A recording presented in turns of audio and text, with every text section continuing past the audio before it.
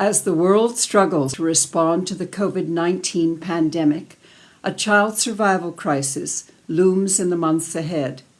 Already fragile health systems are growing weaker. Lockdowns are disrupting critical health services like vaccinations. Food insecurity is on the rise. Water, sanitation, and hygiene services are all strained, leaving children at risk of disease and malnutrition.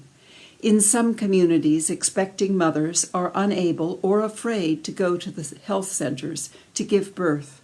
In others, health workers have no access to water, soap, and other critical supplies to safely treat patients. With a global recession fast approaching, many children could fall below the poverty line. Unless we act now, COVID-19 pandemic will turn into a child survival crisis. Today, I urge all governments attending the virtual World Health Assembly to put children first in their commitments and responses.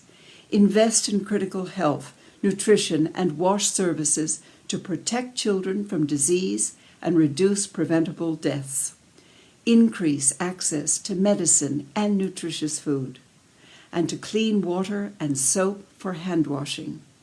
Ensure that every mother can safely deliver her baby during the pandemic, supported by a trained, equipped health worker.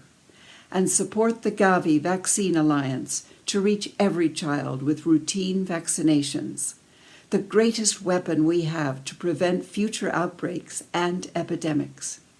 As the world comes together to tackle COVID-19, let's make sure that addressing one crisis does not come at the expense of another.